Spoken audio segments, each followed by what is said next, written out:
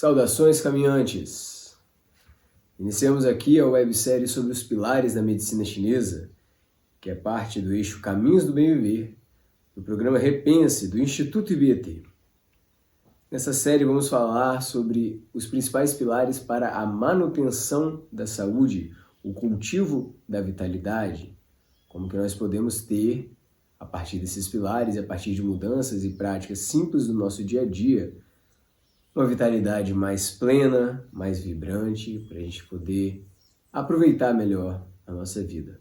Para falar sobre os pilares da medicina chinesa, inicialmente eu tenho que entrar no assunto do taoísmo, que é um alicerce da medicina chinesa e da forma de pensar dessa medicina. O taoísmo é um conhecimento muito antigo, tem mais de 5.000 anos, e ele embasa muitos outros conhecimentos da cultura chinesa. Ele vai afetar a medicina, ele vai afetar a organização social, ele vai afetar as artes, ele vai afetar a filosofia, ele vai estar por trás do idioma, o mandarim. Então o taoísmo ele é primordial para o pensamento chinês, um pouco como o pensamento greco-romano para as culturas ocidentais de origem europeia. Existem diversas formas do taoísmo, visões mais filosóficas, mais espiritualistas, mais pacifistas, mais guerreiras, dentro das artes marciais. O taoísmo ele é muito mutante pelos seus próprios alicerces de pensamento, como a gente vai ver em seguida. Mas uma questão importante é que o taoísmo geralmente é um assunto considerado paradoxal, porque ele realmente é paradoxal, e entendido de uma forma muito vaga, talvez pela forma de pensar ser muito diferente, e isso dificultar o nosso aprofundamento. Mas, pegando assim de forma bem geral, eu vou falar sobre o taoísmo da minha perspectiva, do que eu aprendi até aqui nos meus estudos sobre medicina chinesa clássica, artes marciais com o Tai Chuan do estilo Chen, que é taoísta, né, uma arte marcial taoísta, estudo sobre o próprio taoísmo, estudo sobre o idioma mandarim. Quando um pouco de tudo isso, nos últimos anos, eu tenho, de certa forma, as minhas perspectivas sobre o taoísmo, e é isso que eu transmiti a vocês. Só para dizer que talvez vocês vejam em diferentes lugares algumas nuances diferentes do que eu estou dizendo, e tudo bem. Não existe uma verdade absoluta e não temos a pretensão de esgotar a realidade. Tudo bem, várias versões diferentes podem coexistir sem nenhum conflito, sem nenhum problema. O taoísmo, de forma geral, é um corpo de pensamento sobre o humano e o universo, né? É um pensamento sobre a relação do humano com o céu e a terra, com tudo que habita ao redor dele, com os 10.000 seres. E, nesse ponto de vista, o taoísmo enxerga o humano como um microcosmo. Nós somos como um pequeno espelho do universo. Então, tudo que há fora de nós, também há dentro de nós. Nós, como seres humanos variados, somos reflexos de um mesmo princípio. Então, existe uma fractalidade aí, onde tudo é reflexo. Nós somos reflexos uns dos outros e nós somos reflexos do universo. Isso é muito importante para que a gente entenda que está dentro de nós muitas potências, muitas forças aí presentes no universo, que a gente pode ter acesso a elas desde que a gente saiba como alcançá-las. Então, quando a gente trabalha algo dentro da gente, a gente está alterando o mundo fora da gente. E vice-versa, trabalhando no mundo fora da gente, a gente pode ter mudanças dentro de nós. Mas é importante essa visão de microcosmo. Nós somos um reflexo da criação. A palavra taoísmo deriva do estudo do Tao. O Tao é, por natureza, inominável e incompreensível. Não é possível entender nem explicar o Tao, porque ele está além da lógica racional. Isso fica muito claro quando Lao Tse, diz em seu livro Tao Te Ching, o Tao que se fala não é o verdadeiro Tao. O que eu posso falar sobre o Tao necessariamente está aquém do Tao, é menor que o Tao. Porque o Tao ele vai dizer sobre algo que é anterior a toda manifestação. É o único princípio imutável, ilimitado, ele gera todas as coisas sem esforço, espontaneamente e nunca se esgota.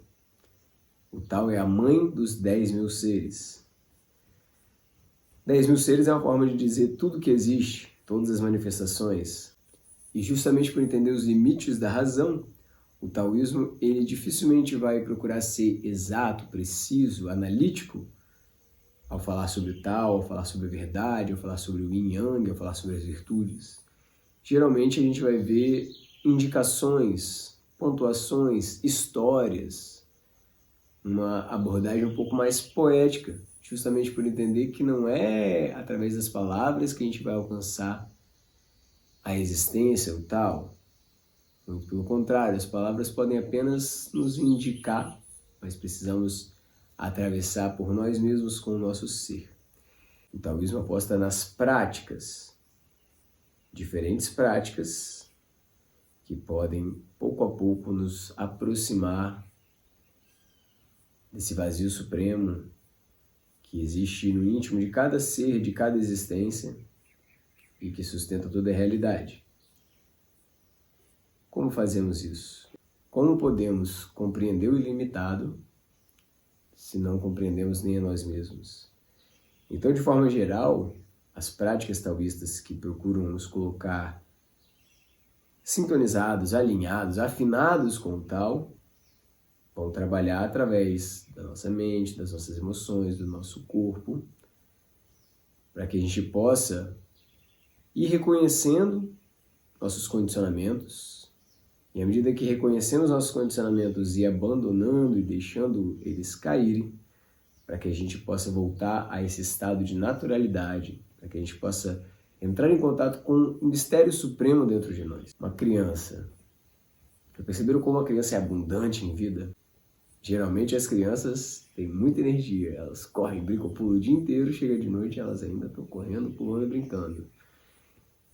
E, por outro lado, quem convive com criança, eu acredito que já tenha experimentado, a criança está ali alegre, feliz da vida, de repente acontece alguma coisa que frustra ela, ela fica assim, indignada, de repente acontece alguma outra coisa que chama a atenção dela, ela esquece aquilo absolutamente e sai correndo atrás. É muito espontâneo, é muito natural, é muito fluido, ela não fica presa às experiências passadas, ela não fica presa na mente dela, ela está ali conectada à realidade. À medida que a gente cresce, a gente recebe um nome, a gente participa de grupos, a gente participa de uma certa posição política, de uma certa classe econômica, de um certo grupo social, de uma religião, de uma escola, de um trabalho, e esses grupos todos vão nos nomeando e nos rotulando, e nós vamos absorvendo esses rótulos, incorporando esses rótulos, e todas essas crenças que a gente vai criando, né? A gente se condiciona e vamos limitando o nosso potencial de vida para responder espontaneamente à realidade, porque a realidade é constante mudança. A única coisa que permanece é a lei da mudança nessa realidade que a gente vive. Então, se a gente se prende a um certo padrão, pode ser que nesse momento esse padrão responda bem à realidade, mas naturalmente em algum momento esse padrão vai deixar de responder bem à realidade. Então, quanto mais a gente está livre de padrões, quanto mais a gente está ali presente para responder ao momento, de certa forma é o que os taoístas chamam de Wu Wei, a não ação. A não ação não significa ficar parado, não agir. Não ação no sentido de uma ação que é simplesmente um reflexo da sua espontaneidade. É como se não fosse você agindo. Como se o Tao agisse através de você. Então, a partir disso, a gente compreende que as práticas taoístas vão ter como objetivo mais abandonar tudo que a gente acumulou do que adicionar mais informações, mais conceitos. É mais uma questão da gente conseguir voltar à naturalidade, voltar à espontaneidade. É um caminho de retorno. Vamos falar mais sobre isso em breve. E, de uma forma geral, eu acho que é muito interessante para aqueles que se sentem um pouco desajustados à nossa sociedade atual. Porque a visão de valores humanos, a visão de como o humano deve viver no planeta, do taoísta é muito diferente da nossa visão ocidental, capitalista. É uma ótima alternativa para quem quer pensar uma forma diferente de encarar a realidade. Por exemplo, na visão do taoísmo, se você se afasta do Tao, se você fica preso às suas crenças, seus condicionamentos, você vai encontrar medo, ganância, competição, ignorância. De certa forma, a capacidade de competir e até a ganância são valorizadas na nossa sociedade. No geral, as pessoas milionárias que têm muito dinheiro estão aí ganhando e buscando ter cada vez mais, são elogiadas, são valorizadas, né? Claro que não por todos, mas de uma forma geral a sociedade valoriza quem tem ganância e quem tem capacidade competitiva. Então, para o taoísmo isso é uma expressão de estar desalinhado com a naturalidade, porque justamente o Tao é essa compreensão de que tudo partilha da mesma fonte, de que nós somos todos espelhos de uma mesma existência. Então, para que eu vou competir? Para que eu vou querer ter cada vez mais? Porque o céu e a terra, eles geram todos os seres e nutrem e dão a vida a esses seres sem se apegar. Como eu, humano, vou querer me apegar às coisas e acumular cada vez mais. Então, assim, a forma de viver para o taoísmo se baseia em observar como a natureza faz e procurar acompanhar. Isso nos dá a noção de que existem fluxos em constante mudança, e se nós vamos no sentido desse fluxo, fazemos pequenos esforços para alcançar grandes coisas, e se estamos nadando contra a corrente, um grande esforço vai ter pequenos resultados. Então, estando abertos, né? Estando espontâneos e naturais, já vamos estar nesse fluxo. É um pouco essa a ideia das práticas e de onde queremos chegar com isso. Agora, mais especificamente, eu gostaria de trazer duas perspectivas. Um é a cosmogênese taoísta. Como os taoístas enxergam o surgimento do universo, a criação do universo manifesto. Só um adendo que existem etapas nesse processo de criação, mas as etapas seguintes não excluem as etapas anteriores. Pelo contrário, elas incluem.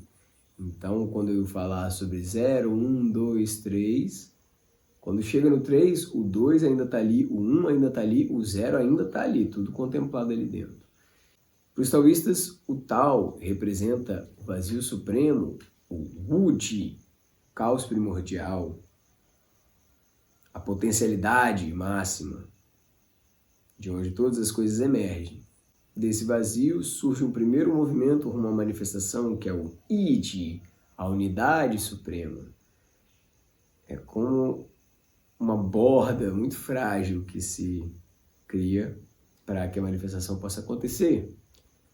Esse é o Iji, unidade suprema.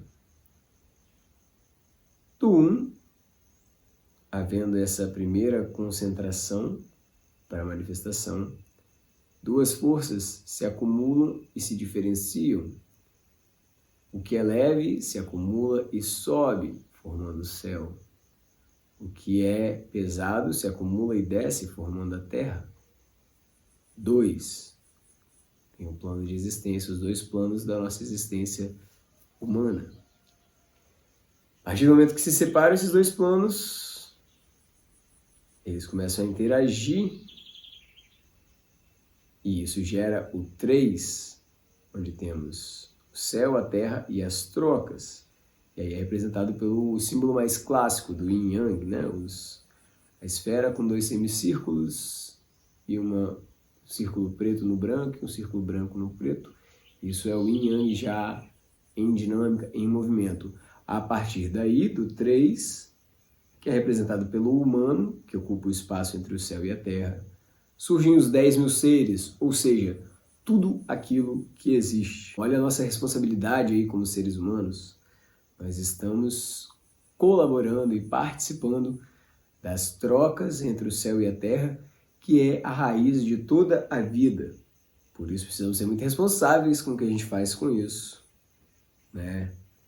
Como humanidade não temos sido muito responsáveis e é importante que comecemos a recuperar, resgatar essa responsabilidade como zeladores, cuidadores dessa relação entre o céu e a terra, porque podemos tanto colaborar para que essas trocas sejam cada vez mais potentes, quanto enfraquecê-las, enfraquecendo toda a vida. Então é uma grande responsabilidade que nós como humanos temos e uma grande oportunidade, uma grande possibilidade também. Então, temos zero, o Udi, o tal, o ilimitado, o constante.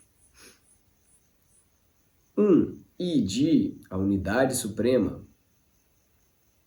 2, a diferenciação entre o Yin e o Yang. O Yin desce, o Yang sobe. Temos o céu e a terra. 3, eles começam a interagir, formando o céu, terra e o humano como representação das trocas entre o céu e a terra. Daí toda a vida surge. Temos esses níveis da manifestação.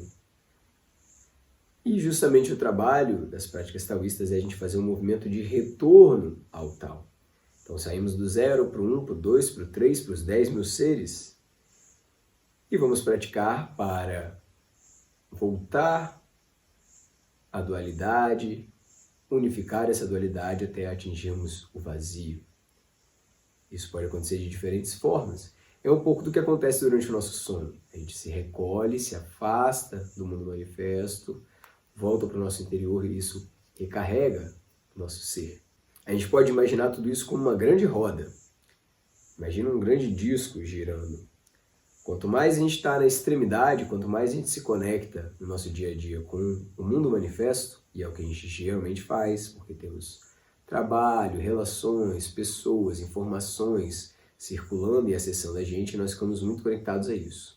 A gente está na borda da roda, então a gente faz um giro longo, que geralmente nos deixa um pouco tontos. À medida que a gente vai retrocedendo e voltando à dualidade, percebendo o Yin e o Yang dentro e fora de nós, alcançando a unidade, unificando nosso corpo, mente e espírito, vamos alcançando cada vez mais a centralidade dessa roda e o giro fica mais conciso, até que no centro da roda, no vazio, não há movimento. E é aí que a nossa energia começa a se acumular, porque nós não estamos vertendo ela ao manifesto, mas estamos tendo um momento ali em que a nossa energia pulsante se acumula dentro de nós. Outro conceito importante que vem dessa cosmogênese é a noção de 3 tesouros. Observe, temos o céu, a terra e o homem, as 3 camadas da existência. E temos a noção de 3 tesouros. Isso pode ser expresso nas virtudes que o taoísmo prega. Por exemplo, a compaixão, a moderação e a humildade. Que o conceito é não querer poder para si, o poder mesmo, né, sobre as pessoas, que eu vou dizer aqui como humildade. A compaixão se assemelha ao nível do céu. O ar nutre todos os seres e está disponível indiscriminadamente. Acredito que é o único recurso vital que nós ainda não temos que pagar, que ainda não foi quantificado, envasado e vendido. Por isso o ar se assemelha, de certa forma, ao amor incondicional, né? Tem essa relação com a compaixão, que é esse amor por tudo que há, por toda a existência. O 2, o nível da Terra, temos a virtude da moderação. A Terra nos oferece uma grande variedade de sabores, aromas, cores, diversidade absoluta. E nós temos que ter moderação, tanto no lido com os recursos da Terra, quanto no lido com a nossa própria energia. Os excessos geralmente nos desestabilizam, nos afetam, nos desgastam. E, curiosamente, vivemos a sociedade de excesso e vivemos a sociedade onde as doenças têm crescido, principalmente doenças mentais, mas também doenças físicas. Por o nosso excesso de intervenção sobre a Terra, de quebrar os ciclos, de alterar a dinâmica da natureza, como nossos excessos alimentares, de esforço, de uso dos nossos sentidos, sendo que deve haver um equilíbrio sempre entre o yin e o yang. Então a moderação nos mantém no equilíbrio fino do yin yang, e os excessos nos levam aos extremos do yin yang, onde geralmente a gente vai perder o equilíbrio e tomar um tombo. Já no 3, o nível humano, vamos ter a humildade, não querer o poder para si, tratar todas as pessoas como reflexos do tal. Então deve haver um respeito, uma empatia, porque independente da nossa posição social, da nossa condição financeira, das nossas habilidades, do nosso conhecimento técnico, somos todos reflexos do tal, devemos todos ter humildade ao tratar uns com os outros. Isso é uma forma de ver, através das virtudes do taoísmo, todas elas muito baseadas na naturalidade. Outra forma de ver é através dos 3 tesouros fisiológicos, da dinâmica do nosso corpo. Há um provérbio chinês que diz assim: no céu há 3 tesouros, o sol, a lua e as estrelas. Na terra há 3 tesouros, o fogo, a água e o vento. No humano há 3 tesouros, o Shan, o Jian e o Qi. Esses 3 tesouros vão ser o alicerce das nossas práticas. É neles que vamos trabalhar para potencializar a nossa saúde. Eu vou trazer uma visão simplificada, mais resumida sobre os 3 tesouros, o suficiente para a gente compreender o que vai ser dito nas próximas partes, nas próximas aulas.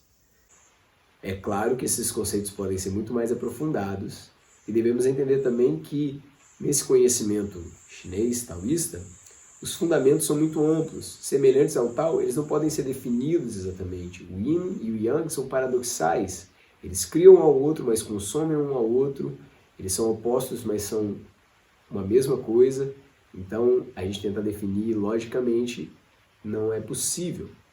Os fundamentos são amplos e à medida que a gente detalha esses fundamentos, a gente entende melhor esses fundamentos e o melhor entendimento desses fundamentos vai melhorar nosso entendimento do detalhamento. Então é uma coisa que se constrói à medida que a gente amplia a nossa visão. Vamos falar sobre o Jian.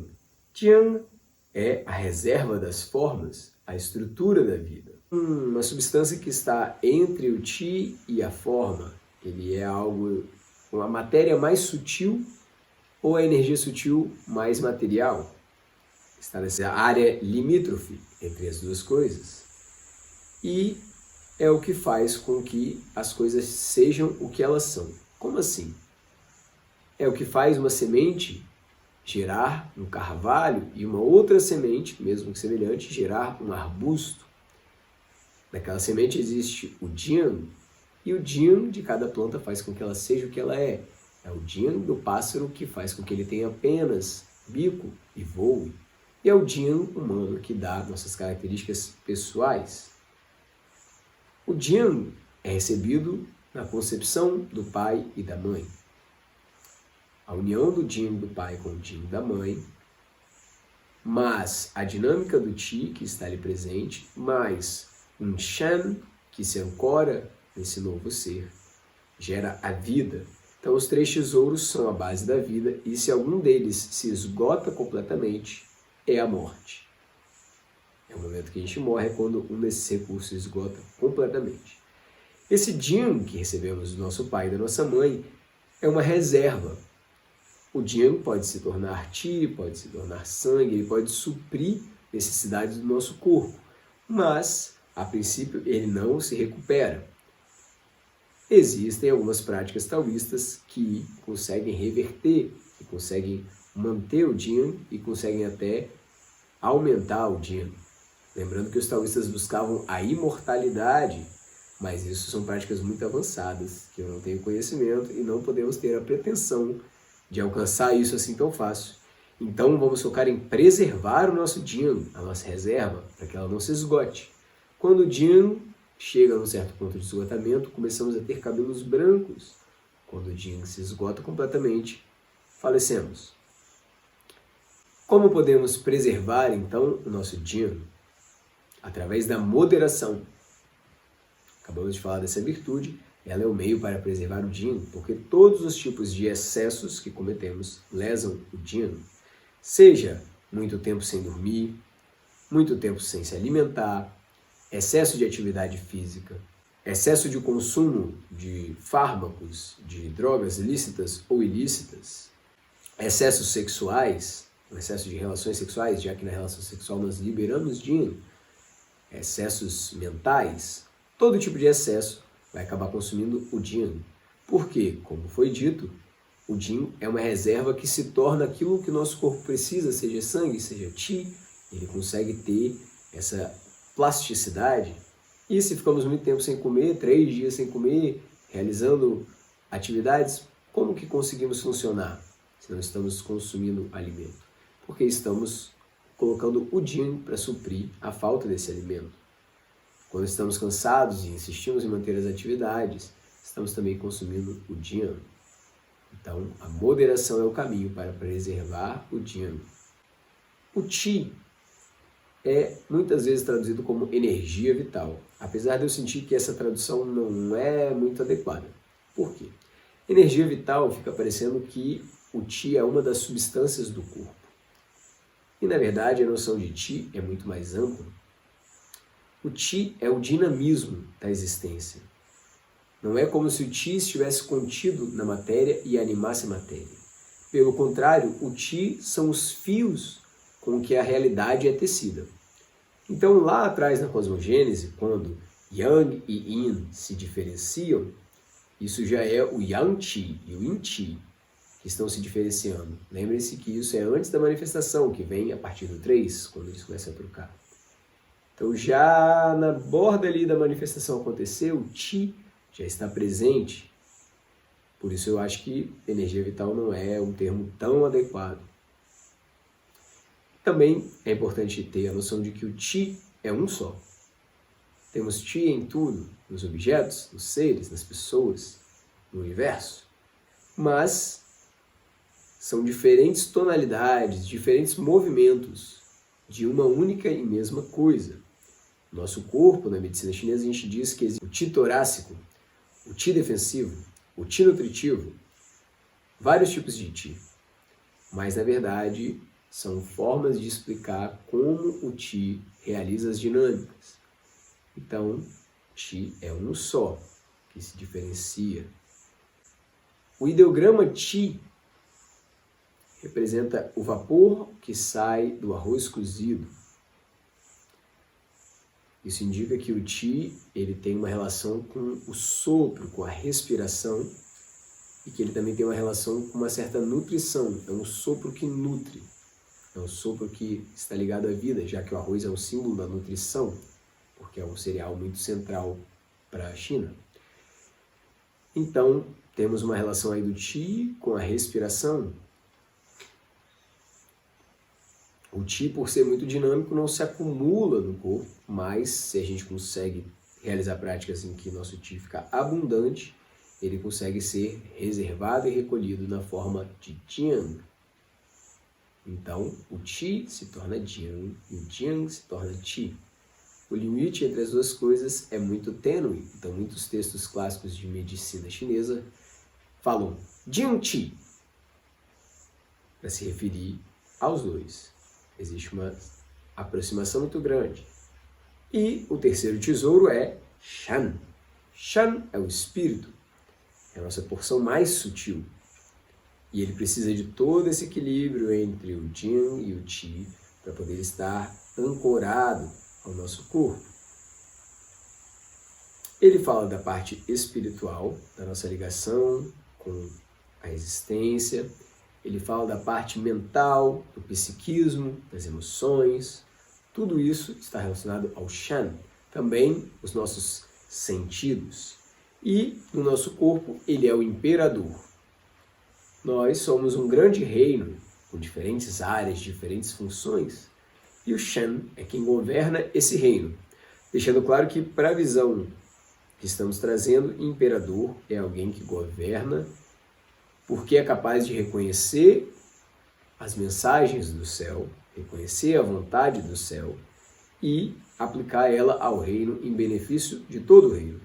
E não apenas alguém que domina e faz o que bem quer para satisfazer as suas vontades. Lembre-se de que as virtudes de que estamos trabalhando são compaixão, moderação e humildade, E o imperador, para ser o imperador, tem que estar plenamente alinhado com essas virtudes. É claro que muitas vezes o nosso imperador, o nosso Shan, não está tão alinhado e acaba cometendo atos que afetam todo o reino para satisfazer sua própria vontade. A alimentação é um exemplo disso muito claro. Quantos de nós não comemos alimentos que nós sabemos que são nocivos, mas porque a gente quer, porque a gente acha gostoso, a gente vai lá e come, apesar de fazer uma bagunça no reino. Então, para o nosso Shan estar realmente cumprindo seu papel, ele tem que estar alinhado à vontade celeste e percebendo qual é o movimento que vai beneficiar todo o reino e não simplesmente fazer o que bem entende. Também existe uma noção ligada ao Shan, que é Tianmin, que é o mandato celeste. Essa noção é que nós, cada um de nós, nascemos com uma série de habilidades e capacidades específicas para cumprir um determinado papel na nossa família, na sociedade, no mundo. Se nós estamos alinhados com esse propósito, desenvolvendo essas habilidades e utilizando elas para o que elas servem, nós gozamos de boa vida, gozamos de abundância, nós teremos saúde, porque o nosso imperador está trabalhando bem, nosso reino está harmonioso, as nossas defesas estarão funcionando bem. Tudo vai bem quando o imperador cumpre o seu papel. E, no nosso caso, cada um tem um papel diferente, porque cada um tem um Tianmin diferente, um mandato celeste diferente. Também a relação com os sentidos é muito importante, porque nós, hoje em dia, utilizamos os nossos sentidos em demasia e com estímulos artificiais. Os estímulos naturais, como os sons dos pássaros, o som da água, da chuva, a luz do sol entre as folhas das árvores, tendem a ser harmônicos e harmonizar o nosso corpo, trazer conforto, serenidade, contentamento. Os estímulos artificiais já são muito variados e podem bagunçar ou ajudar o nosso imperador.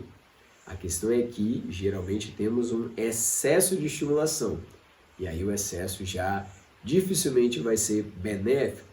Então, existe esse impacto sobre o nosso Shan, dos estímulos excessivos artificiais. Esses 3 tesouros funcionam em unidade e eles podem ser acumulados ou utilizados. Então, quando, por exemplo, você precisa fazer uma palestra, ou fazer uma fala, ou ajudar alguém que está com muita dificuldade, você vai ali concentrar o seu Shan e vai utilizar o seu Shan, seja para falar, seja para ouvir, seja para manejar uma situação difícil. E você pode muitas vezes ficar esgotado. O Shan se manifesta nos olhos, no brilho dos olhos e no brilho da face. Então a gente pode saber como está o Shan de alguém, ou o nosso próprio, tendo consciência sobre o olhar. Existem pessoas que têm o olhar assim, muito agitado. Geralmente são pessoas que estão com o espírito agitado. Existem pessoas que têm um olhar fosco, apático. É um espírito desvitalizado. Se nós gastamos muita energia, às vezes ficamos assim, olhando para o nada. Assim. Nosso espírito está disperso. Então, Shan é algo que pode ser mais ou menos vitalizado, desgastado ou acumulado. Assim como o Chi. O Chi é nosso dinamismo. Então, se o nosso Shan começa a detectar uma ameaça, nosso Chi se agita e se movimenta para que a gente esteja pronto para responder à situação. O problema é que muitas vezes essa ameaça aconteceu na semana passada. Então nós estamos mobilizando o Shan, mobilizando o Chi, muitas vezes contra uma situação que não existe. Mas o Chi vai ser essa potência de movimento. O Chi vai estar relacionado à nossa voz. Se estamos com um Chi abundante, nossa voz tem a plenitude. Se estamos desvitalizados, nossa voz vai ficando enfraquecida. O Chi tem a ver com a energia disponível que temos para ação, para mover e também com o funcionamento dos nossos órgãos. Se temos pouco Chi, podemos ver a função de alguns órgãos ficar enfraquecida ou diminuída. Então o Chi pode ser acumulado através de práticas, principalmente relacionadas à respiração, já que o Qi tem uma ligação, né, com o sopro, e também a boa preservação, para que a gente não fique mobilizando ele ineficientemente ou sem motivos. O Jin, nós já comentamos, ele vai ser gasto nos momentos de excesso e, naturalmente, a gente consegue preservá-lo se nós temos moderação. Então, esses 3 tesouros são o centro das nossas práticas. É sobre eles que vamos atuar nas práticas que serão ensinadas nas próximas aulas. Resumindo, Taoísmo, corpo de conhecimentos com mais de 5.000 anos, que fala das relações do homem com o universo, que enxerga o homem como um microcosmo, preza por valores muito diferentes dos nossos, preza pela naturalidade, pela espontaneidade, e quanto mais nós liberamos dos nossos condicionamentos, mais estamos prontos a reagir à realidade como ela se apresenta, de uma forma espontânea, adequada e natural. Na cosmogênese, temos o zero, o vazio supremo, o caos primordial de toda manifestação. O 1, o nível do céu, a unidade suprema, o Tai. O 2, onde o Yang e o Yin se diferenciam e o céu e a terra se manifestam, considerando o 2 como o nível da terra.